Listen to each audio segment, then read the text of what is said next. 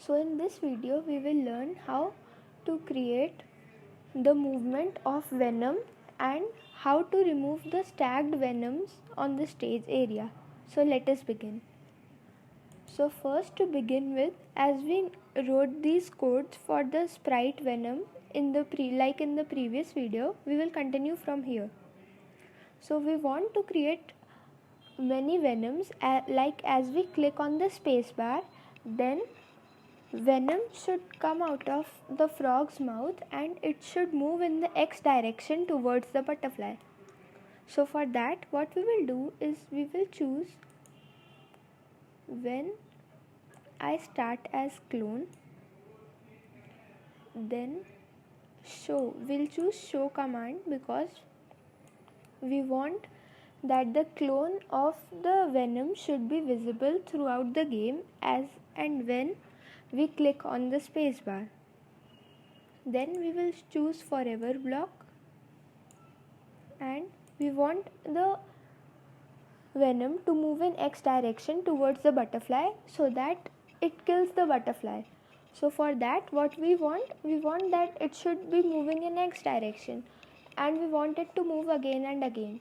So to move it again and again, we have already chosen forever block and we want it to be visible, so we have chosen show block. Now we want to add that the venom should move in the x direction towards the butterfly. So for that, what we will do is we will add a command that is change x by 10, so that whenever the clone starts, it starts moving in the x direction by 10 positions. So we will get what is achieved.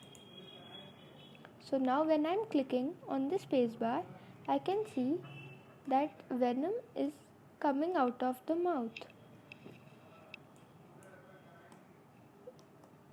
I can see that the venom is coming out of the frog's mouth.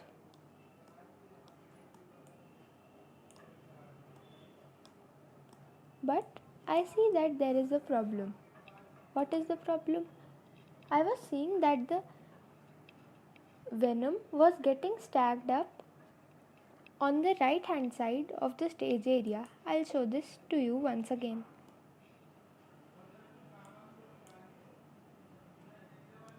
See, the venom is tagging up in the right side of the stage area. We don't want the venom to stack up over there. So what we will do is we will again write some codes to the venom and we'll again execute it so that it doesn't stack up on the right hand side of the stage area. So we want it to hide, so what we'll do, we'll choose if then command or loop